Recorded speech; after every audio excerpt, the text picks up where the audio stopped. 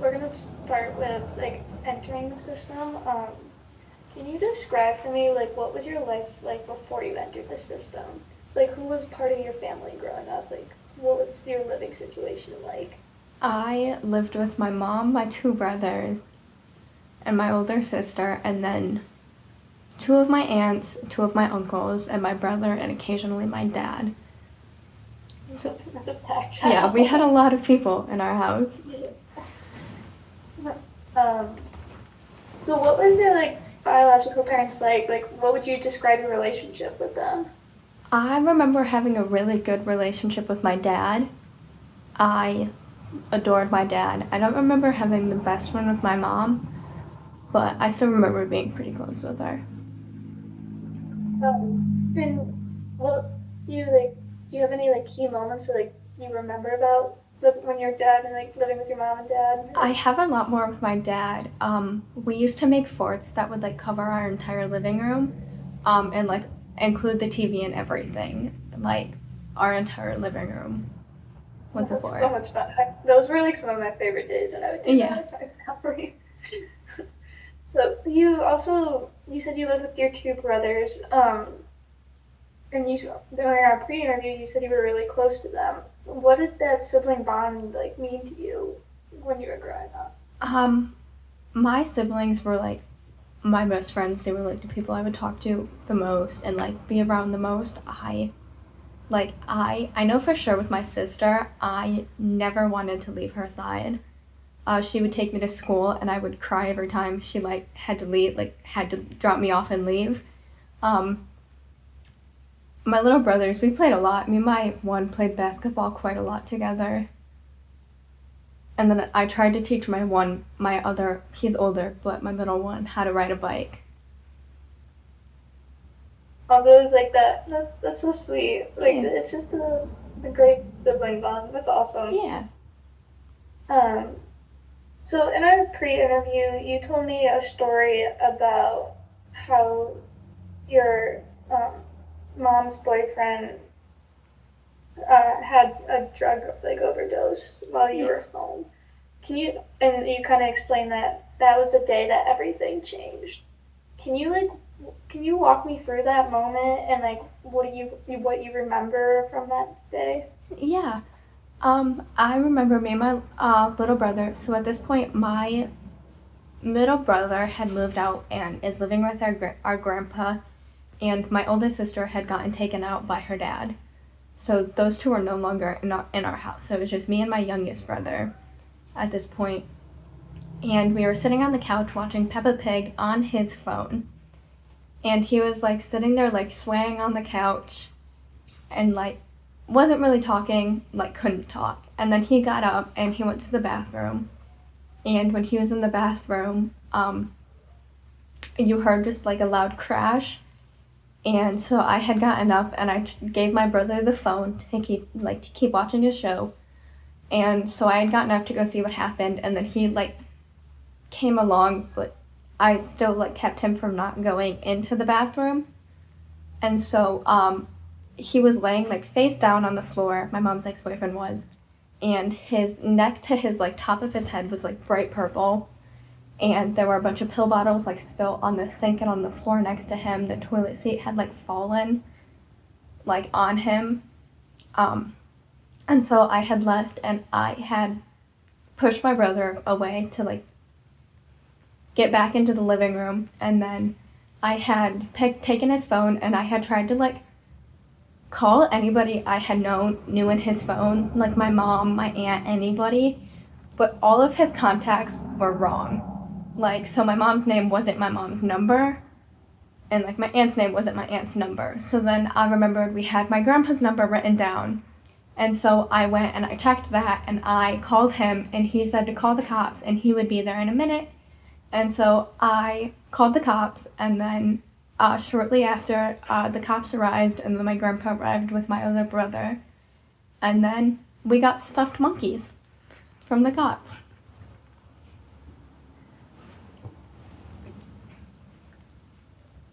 How old are you when this happened? I was 7 and my brother was 4. Like that's such a young age could you comprehend what was like going on in that Um, moment? What was your biggest fear? my brother seeing it was my biggest concern. I I didn't really care about him in the moment. I cared about my brother, which might be a little bad to say, but yeah, my first instinct was to make sure my brother was okay and then make sure he was okay. Do you remember anything that? So you said like you got stuffed monkeys from the cops, or do you remember interacting with them at all? Like how was that? How was that like? I figured that'd be like intimidating as a So 7-year-old. I had watched like cop shows and like all of that growing up. So like I was amazed. I was so excited. Like I didn't even care why they were there. I was just excited they were there. Um but no, I remember having an interaction with one. I don't remember his name or anything. But I remember he was like, "You did really good." And like that's when he gave us the monkeys. He was like, "I'm so proud of you. Like you knew what to do." And he gave me a monkey, and then I think he gave my brother a snake. But then my brother stole my monkey. Classic siblings. Yeah. Classic siblings. um, how long after this event happened were you placed in care? Was it like a gradual process, or was it like the next day? So I know already at that point, we have had CPS around and stuff. So I don't remember if we had gotten taken like right after that. But I do know that we got taken shortly after that had happened, and so I feel like that was their last CPS's last chance. I think, yeah. Um, so we talked a little bit about how your first placement was with your dad's mom, so your grandma, correct? Yes, I did learn more about this though. I talked to my sister a little bit. I prepared. Um, I lived at my other grandma's house first. I lived at my mom's grandma's house first, and then she had ended up dying. And I think my mom's stepdad had just gotten too old to take care of all of us. And so then my two brothers got placed somewhere, or I think they stayed, and then I got placed at my other grandma's house. And so so then I was there, and I'm pretty sure they stayed with my other grandparents. So we just separated there, and then that's when I went to my. So there was no like legal. Was this a legal separation from your brothers, or was this like just family decided? So I think at that point we couldn't have contact with our biological mom, and so I think they had taken it to the courts and stuff to help them, but I think it was more or less their decision. I don't think they couldn't take care of all three of us. So did it feel comforting to be with family, or was it still just like unfamiliar, like you didn't know this house, or like... So I didn't know those people going into it. Like I knew they were my family, but I didn't know them. So it was like going into a completely like new home. Like I'd seen pictures of the brother who lived there, but never met them like in person. So this was your first time adjusting to your like first placement ever. Yeah. Like, what was the hardest part about it? I didn't have my own room. Like I was sleeping on my grandma's floor. And like so that was a little rough. But I had a place to stay, so that wasn't horrible. And she was also never really there, so Where was she? She was in nursing, so like she was at work quite a lot, yeah. Yeah. So like it wasn't necessarily her fault. How did it feel to adjust to like was there like thoughts in your head of going like, oh, I'm gonna go home soon, or was this like... I definitely thought I was gonna go home. Almost the entire time up until I lived with Kevin and Courtney for like the second year. I thought I was getting my parents back. My dad had made promises that he like had bought a new house, he had gotten clean, and he would like show me all these pictures during our visits and stuff. And then he had gone back in the hospital, and then we lost contact. So I mean, I kind of knew it wasn't gonna happen, but I wanted it to happen. Yeah, that's a hard. Sorry, you gotta go through that. It's okay. You mentioned that your grandma was like verbally abusive. One of the things I remember you saying is that you got in trouble for saying like the word stupid, which is something that like everyday people say. Like it's not, Yeah. I mean, you don't want kids saying it, but like Yeah, but at that point, I was still older. Like I wasn't super old, but I was older. Like I knew more. But yeah, if we had asked for ice cream or a toy at the store, she would scream at me and my sisters. But me and my sister. But the second my brothers had asked for something, she would give it to them immediately. But then if we asked for anything, we got like physically screamed at for it at like any moment, no matter what we had asked for. how did that affect the way you saw yourself? I don't remember a lot of back then, but I do know that I really did not interact with her at all. I know that I started going to my grandpa whenever I needed something, because he was nicer. But yeah, I just know I quit interacting with her at one point.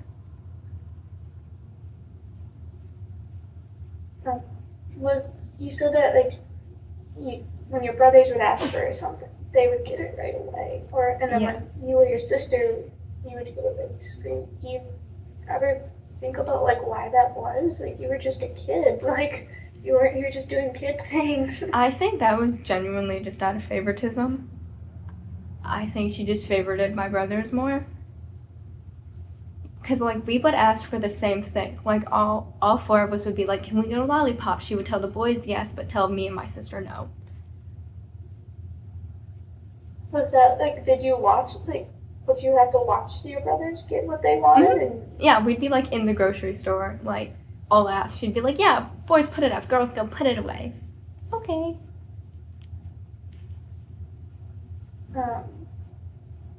So that was your first placement, and you still had a couple other placements after that. So I can only imagine how exhausting it is from moving from home to home. Did it ever like start to feel normal, or was the floor just being ripped out from underneath you every time you started to make a routine and like get used to it? The first two times it was okay. I wasn't super unfazed by it, but leaving Kevin and Courtney's house hurt me a little bit because I had lived there for 2 years and I had like such a routine at that point, and so leaving there hurt and like was a little bit of a struggle. But my first two placements weren't bad. In what ways was it a struggle to leave Kevin and Courtney's? I had like called them my family, like they felt like they were my family, and I thought they were going to adopt me, and I'm not mad how it turned out. I love my mom, but I thought they were going to adopt me, and when I realized that they weren't, I cried, and it's not a bad thing, but it's because I knew I was going in with somebody who I didn't really know super well, but she was adopting me, so I had like no choice. But I had actually knew her, and I just didn't really like realize it in the moment. But yeah, it was okay once I realized that like I did actually know her and it was okay. But yeah, leaving that place hurt.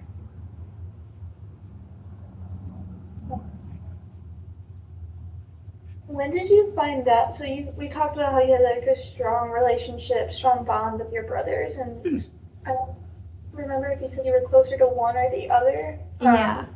In our pre-interview, but when did you find out that your brothers wouldn't be placed with you anymore? Can you like describe that feeling? We were at. I actually remember this. We were at like a holiday, like interventions kind of thing. I don't know if intervention is the right word. Um, but my mom's like foster care place would put together like a big Christmas party and like give gifts to like the kids in foster care. Like they would go up and pick it. And we were at one of those, and that is when my mom told me my brothers were being adopted by, um, by like her, their now mom, and so that's when I had knew it was official that like I was not getting them back, and that stung a little bit, but I was happy they were in a good placement. Like I had knew the person they were with a little bit, and they seemed happy, and so it was. I was just glad they were okay. Did you feel like your role as a big sister wasn't like important anymore, or like, well, like feel like you weren't going to be part of their lives anymore, or like, can you try to walk me through that? So, when I was told about it, my mom made it very clear that like she would make it to where I'd be able to see them. Like she made it clear that I would still have contact with them if I wanted to. And so I was pretty happy about that, but like not physically being there with them at every moment felt a little weird, but I did end up getting used to it. Was that like another instance that like you just had to adjust, and Yeah. it was like another challenging one? Um, I'm not gonna lie, it wasn't super bad because little me really liked the attention. And all the attention was on me at that point.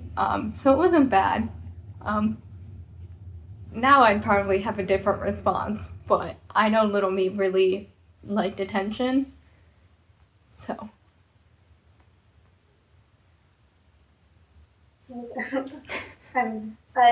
Me and my brother are 5 years apart, so I always joke that he got 5 years as an only child, and then when he went off to college, I got 5 years as an only yes. child.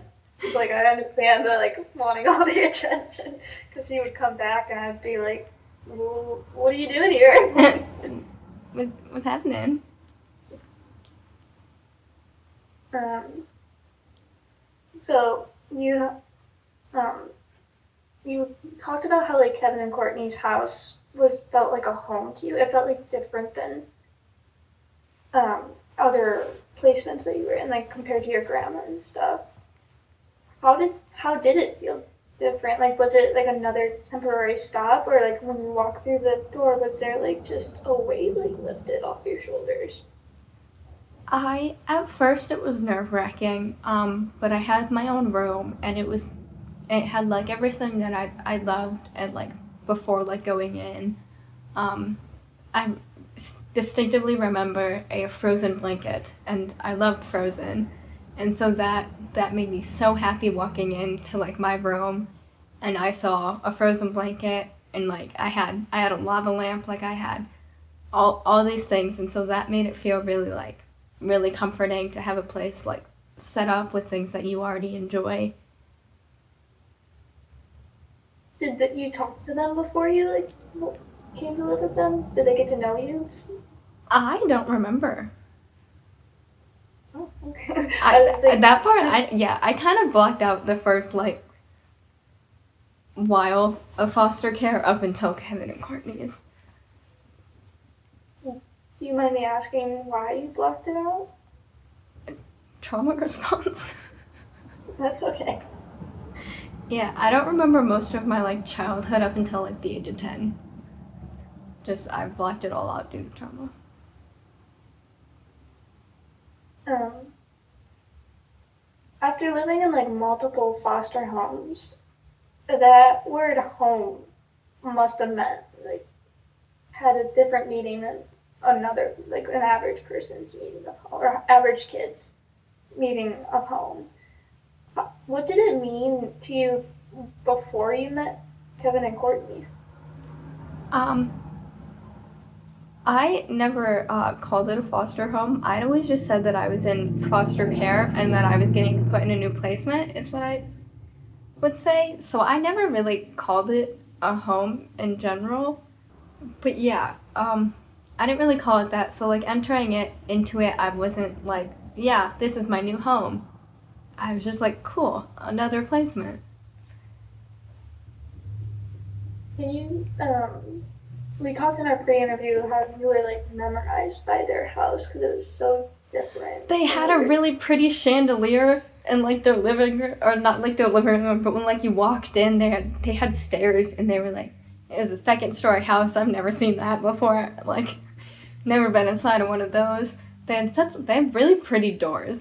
Like, I don't know. I loved the design of their house, and they had like a weird thing that like you couldn't actually go up. They had a weird thing that I wanted to try and get in that so much.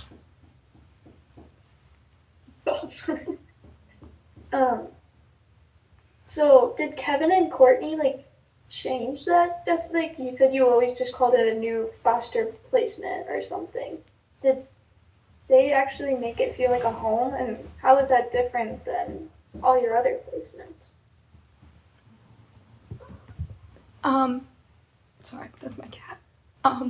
They when I remember when I first got there, or not like first, but like when we were like introducing and stuff, like getting to know, I had met Jason, and knew he was also in foster care. And so having him also being in foster care, we bonded over that. And I like distinctively remember us like talking about like just the fact that we were in foster care, and like we bonded really, really well about that. And me and Jordan were really close in age, so we bonded really well.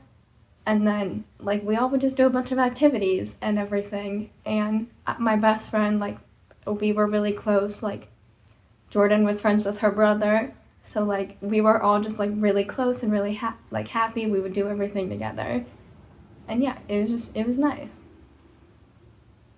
I remember because I talked to Jason too before, like we talked the first time, and one of my favorite things he said was that you remember you would call you his sister, like Yeah. you're his sister. Yeah, I would call them my brothers.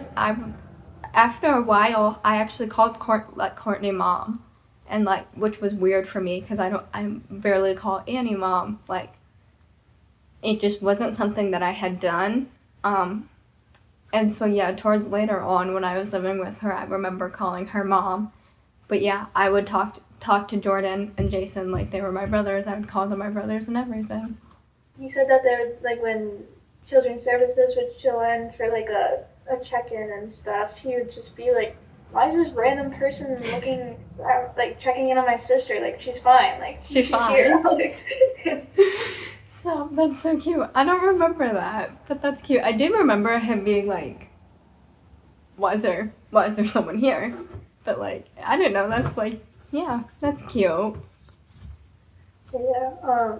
Did having that strong bond, so like sibling bonds are something that's very important to you. I've started to pick up from like your sisters to your brothers, and now Jordan and Jason. Did that sibling bond help you adjust to that, to Kevin and Courtney? Yeah, I think they are what made me adjust the quickest, was having those two. That's awesome.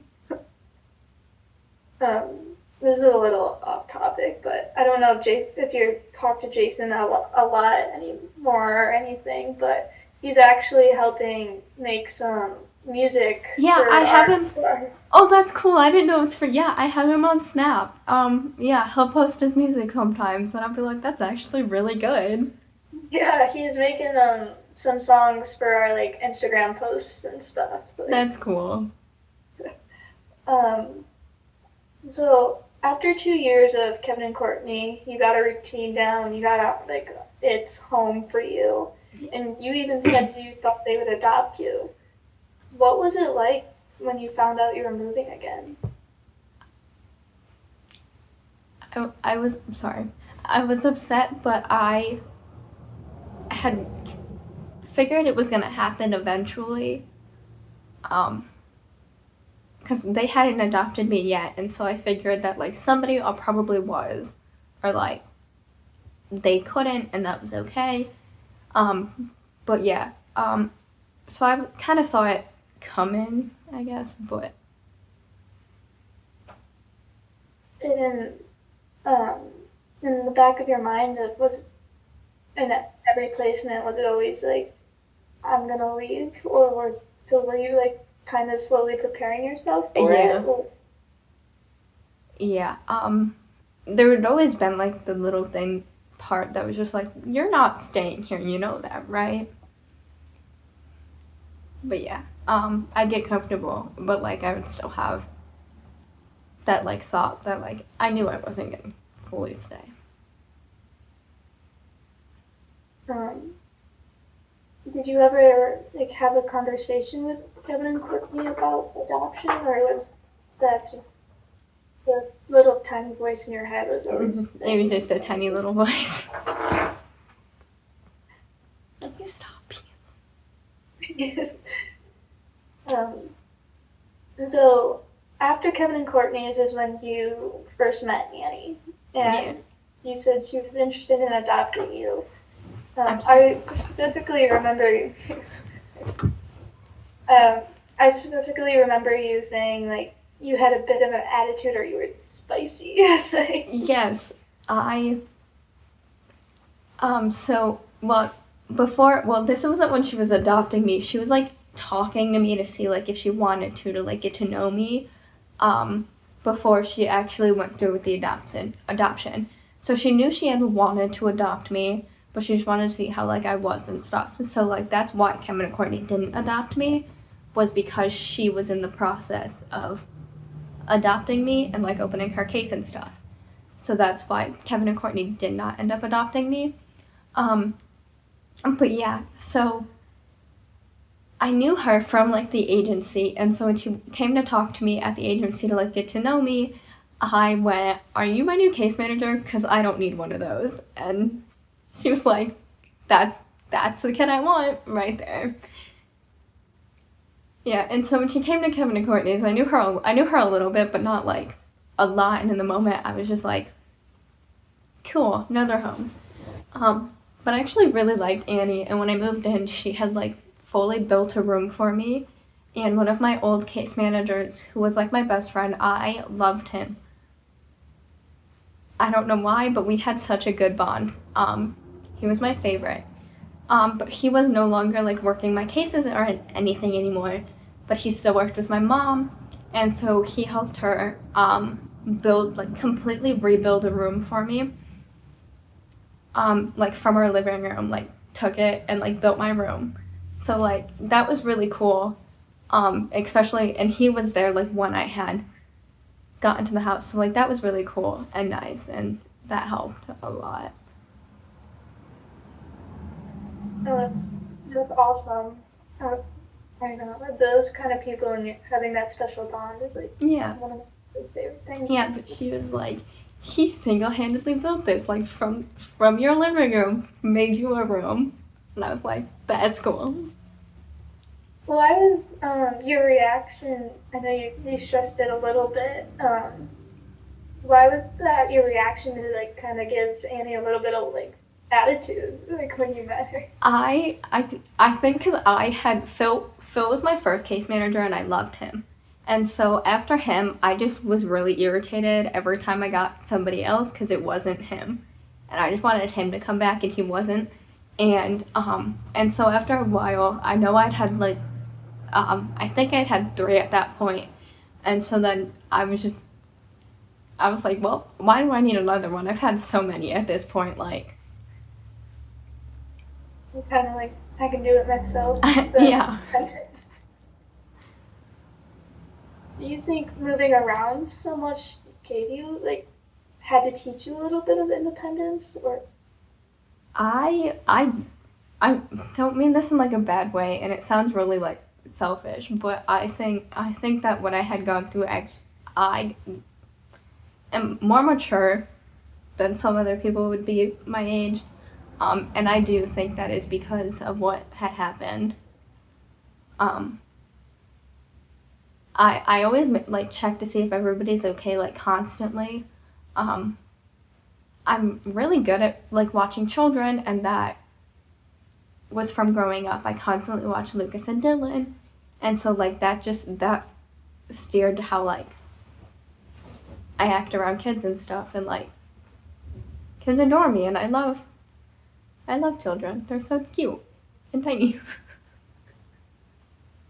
So you would say that how you grew, moving from placement to placement, having that how you were the older sibling, like shaped who you are. Yeah. I also I became really not like I didn't ask for a lot of things. Like I didn't ask for help often. Like unless I like truly needed it, I would try and do things like myself until like I couldn't, and then I would ask for somebody to help me. Like I would try so much until I got mad at it, and it was like, okay, I need help before I like stop. No, it's the same way as a kid. um. So after all that movie and moving around and the uncertainty of where am I going to end up, and Annie told you she wanted to adopt you. Yeah. What did that moment mean to you? It was really nice to like know for sure that I was having like a set place, like that was gonna be my new home. Like I'm sorry. Like that was gonna be my new home, and like I was really excited. And so yeah, upon getting there, I was really excited. Um, and then, so like the common thing, like what we've been talking about, is your bond with your siblings. Yeah.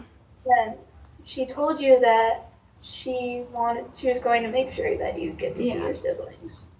And she worked so hard to like make sure that happened with your brothers. And like this past weekend, she like helped your sister. How did it feel to know that she valued that relationship as much as you did? It was really nice to know that like she wasn't gonna have me like shut out everybody completely.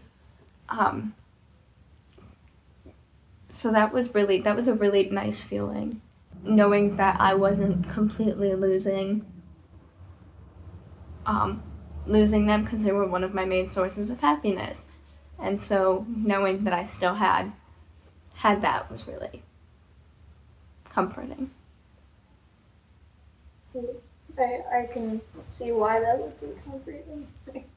You had many caseworkers over the years, and how did constantly changing social workers affect you? I'm sorry, can you repeat it? Yeah. Sorry. You had many caseworkers over the years, like you talked about Phil a little bit. How did constantly changing social workers affect you? Made me really irritated. But I know losing the one, I was really upset, and then I think I was more upset because I had bonded with them more than just like having multiple. I think I would get irritated because I would bond with them and then they would have to leave. And so then I just kept feeling abandoned every time I got close to somebody because they would just leave. So you weren't just getting placed from house to house. You were getting like swapped from like placed from person to person. Yeah. Did each of these new like placements was there ever did it just slowly build up like anger or anything?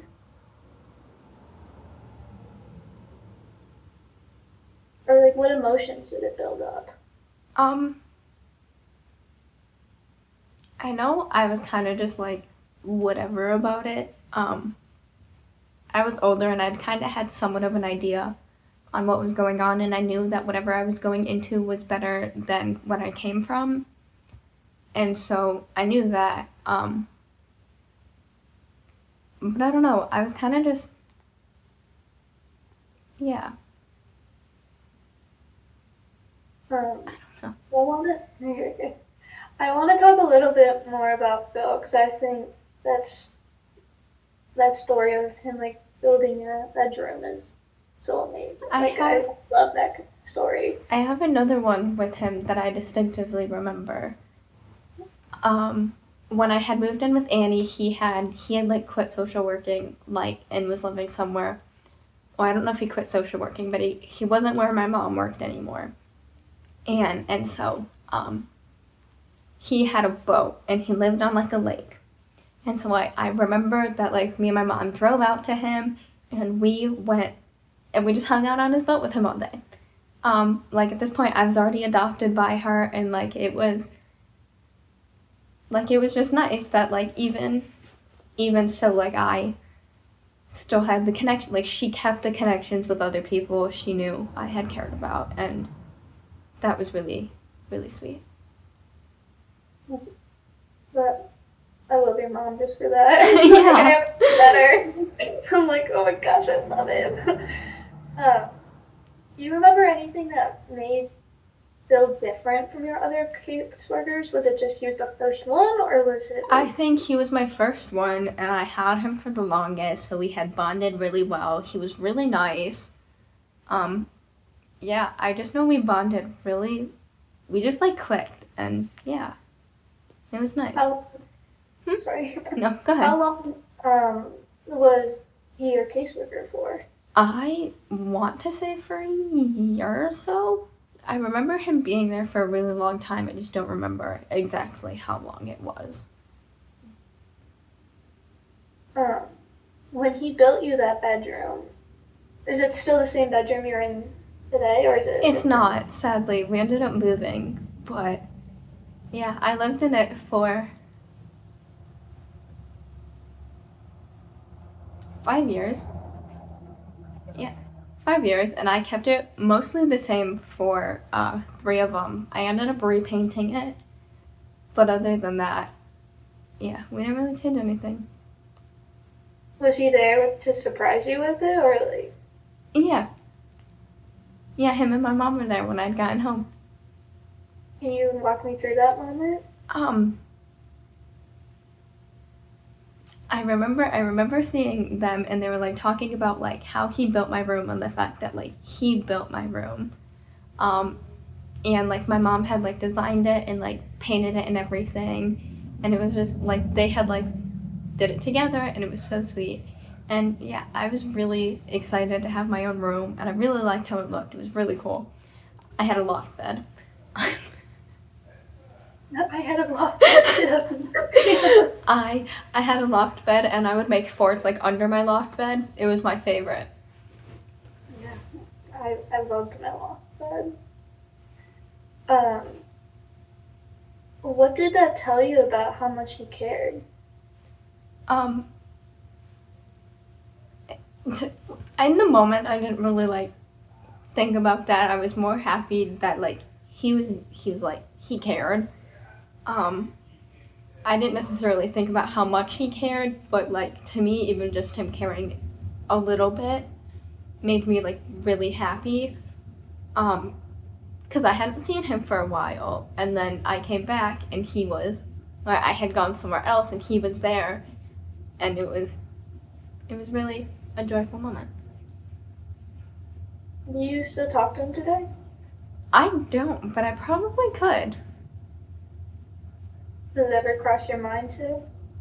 It hasn't until now. That was funny. Now I really want to. In our pre-interview, you mentioned that your brothers were placed quickly, but you said you struggled to find a home. Why do you think that was? I think my brothers went straight from... Thanks, Beans. I think my brothers went straight from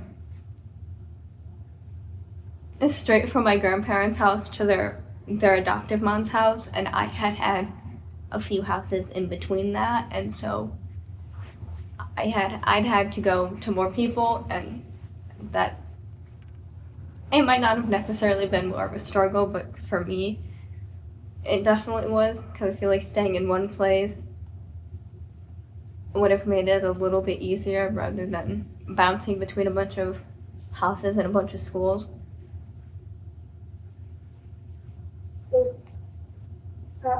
There's just building that routine and like stability Yeah. was difficult.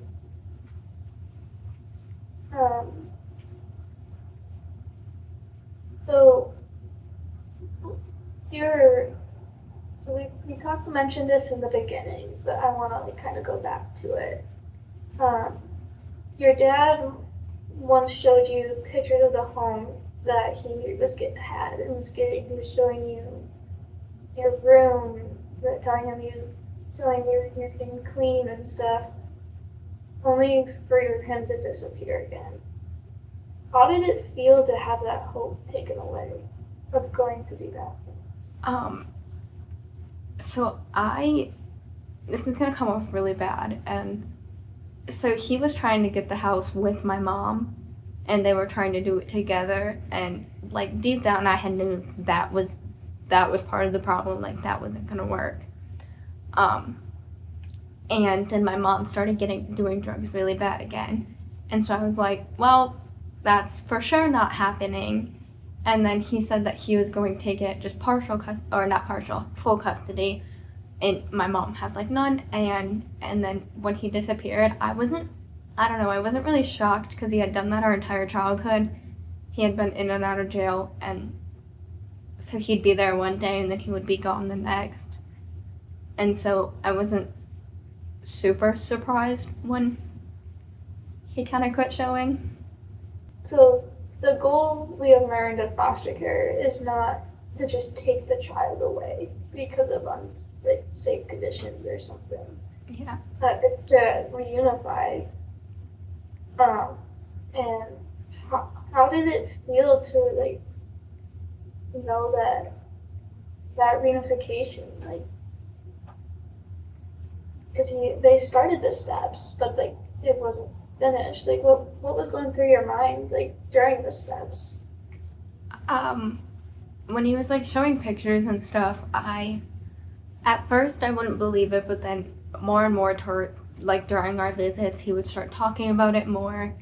And so I started to get a little hopeful that it was actually gonna happen, and like he was doing okay. And then he slowly stopped talking about it more, and so I was kind of like, yeah, it's not gonna happen, is it?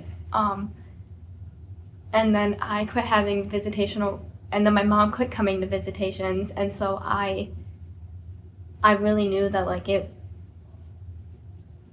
things weren't gonna happen the way that like he said it was, but I still had like hope. And so when it didn't actually happen, it was really sad, but I had still knew that it was most likely not gonna happen.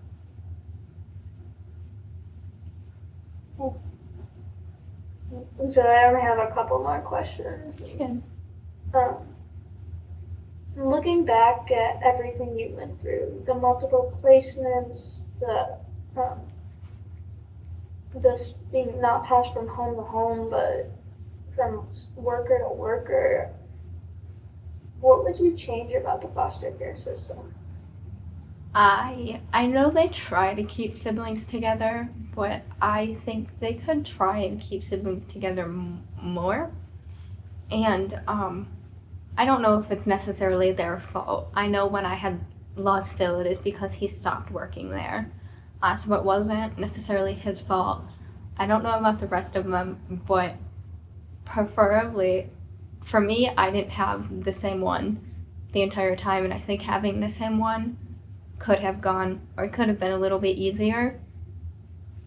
But yeah. Cool. If you could say one thing to a foster kid going through what you went through, what would it be? It does get better. It may not seem like it, but it does.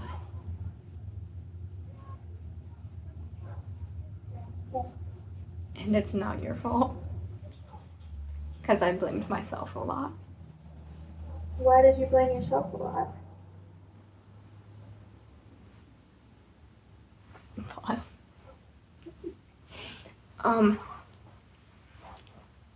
I had been really close to my parents. Like, my parents loved me. This is gonna sound really cocky, but I was my mom's favorite. Like, she had up and told me that my dad had my name tattooed on his wrist. Like, I was their favorite child, which sounds so bad, but I was. I lost my train of thought again. Sorry. I'm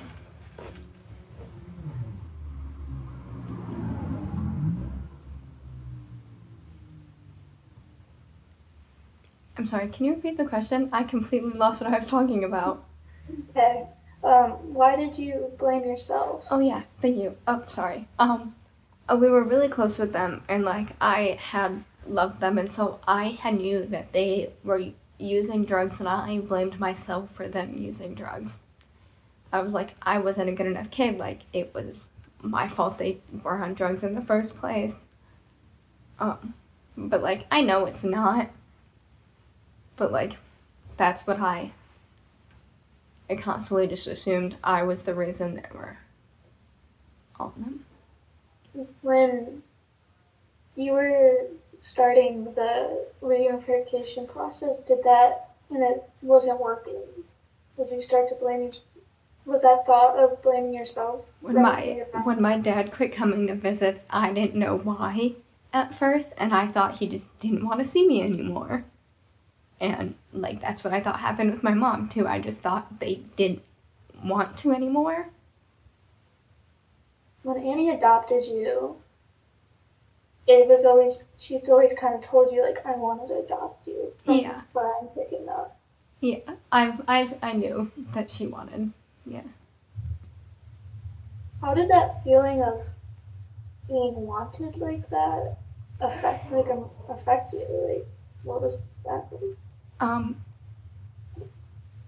not gonna lie, it felt a little weird, because from my point of view, my own parents didn't want me, and so I was like, she doesn't actually want me. Like, she's just saying that. But then when I like lived with her, and I didn't even live with her for a long period of time, I had gotten comfortable, like really comfortable with her, and I was like, yeah, like, I like this, like, this works. And I was really happy to be there. I thought my grandma was a little crazy though. What is that? She's just very energetic, but when I first met her, I was like, she's crazy. Love her to death though. Were you like, you can tone it down? Yeah, she's like hugging me so tight, I'm like, I can't breathe.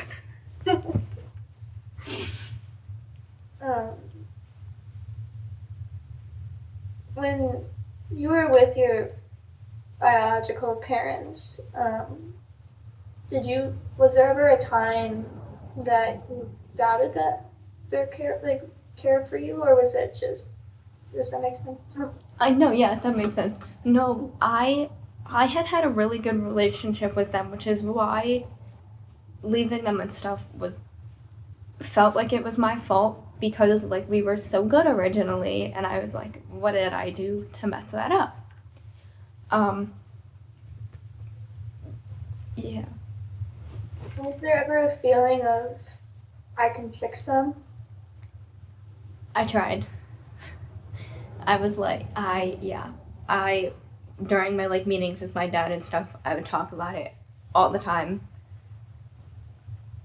But like, I would just like try and convince them to get clean, even though like, what's a 10-year-old gonna do to like a 40-year-old man? Nothing. How did it feel? That's not a normal conversation for a 10-year-old to have. Like, a 10-year-old shouldn't know what drugs are. Yeah. How did it feel to be a 10-year-old having an adult conversation?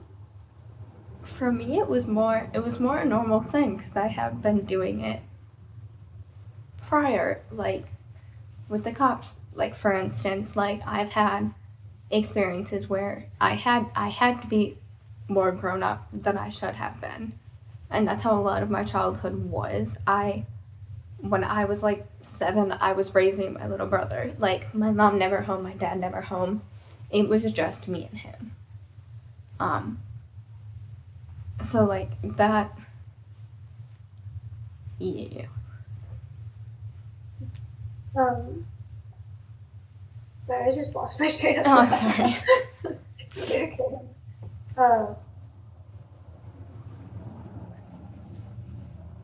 does how that maturity that sticks with you from everything that's you've gone through. Were there ever times where you just got to be a kid, or was that unheard of for you? It was very rare. I couldn't moments, but it was rare. A lot of it would happen when like my parents weren't home.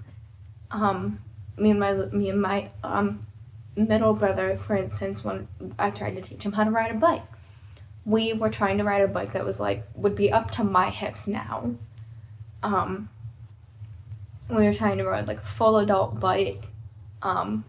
We would like get on like our fireplace and like ride around our like backyard, and we would like laugh. We would be swinging pipes around, which I know a normal child shouldn't do, but we don't have supervision.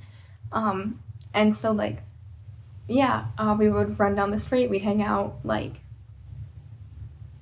yeah. So like when it was just me and my brothers, we had a really good time at moments. But yeah, then there were the moments where we didn't, and that's okay.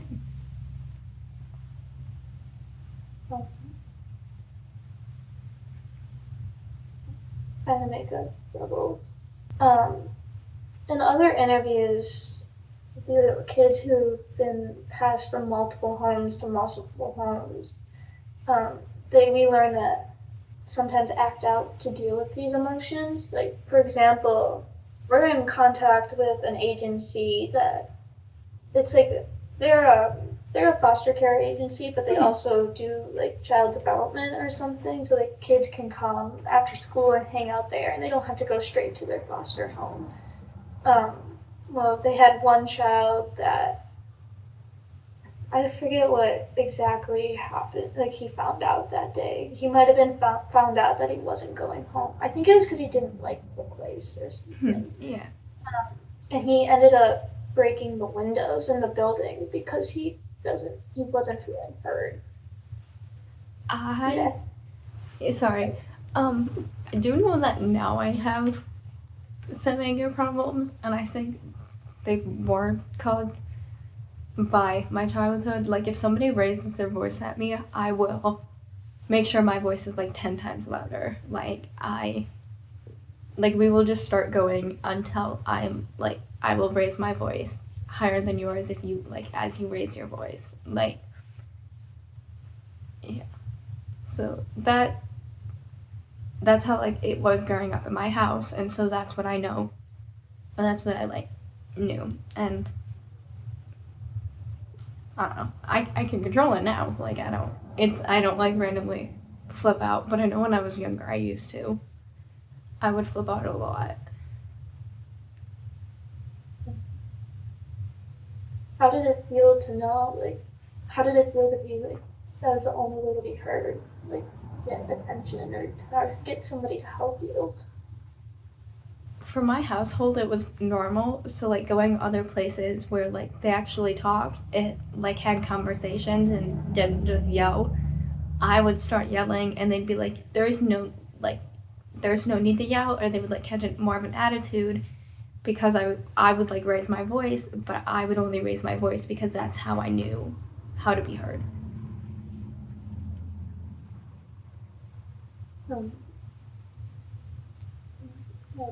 Understandable.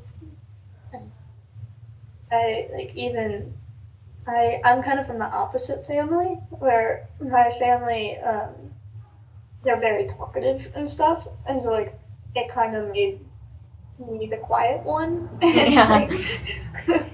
And so I remember always being like talked over, so I can kind of understand how like your reaction to like raise one up, like Yeah. raise your voice to get like I understand that because there were times when I like felt like I had to like scream to be like, hey, I'm still here. Like, Yeah. um, is there? That's all I have. Okay. Is there anything that you would like to touch on a little bit more? This is your chance to. So that we're gonna have a lot of foster kids hopefully watching this and stuff. Social workers, foster parents, hopefully future foster parents. We're trying to encourage people to foster a little bit more. Is there anything that you would like to add or talk about another moment in your life? Or Um, when I actually got adopted, like the day I got adopted, like we went to the courtroom and everything. I was like so worried on what I was gonna wear. We like went shopping beforehand to like pick out like a perfect dress because I was so scared. And so we picked out a perfect dress. We had curled my hair and made it look all pretty, and we had all of like my who was going to be my new family like in the back, and that was a really special moment, and I still have pictures of it. I was so little, but I still remember it. Like when the lady was having us like make our promises and whatever, we held hearts up in the air. Like we connected our hearts, and it was so cute because we made hearts differently, and so it was an awkward shaped heart, but it was so cute, and like we did it the entire time she was like making the like judge was making her speech, and when she made it official, we both cried, and it was such a special moment. I was only 10 months old when I was adopted, but I've seen pictures of that and like Yeah, it's some of my favorites. it's such a sweet moment, even if you don't fully remember it. Like just knowing it's like, yeah, like somebody wants you, and it's not forced.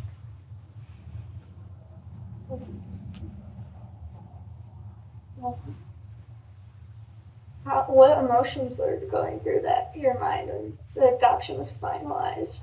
I was so happy. At that point I had gotten really close with Annie, and in our entire family, I loved them. I was so happy for them to like actually be my family that I broke down, and not out of sadness. I was so happy. I just started crying.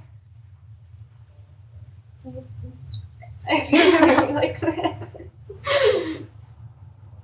Um, but I'm so happy for you that everything turned out the way they're supposed to be.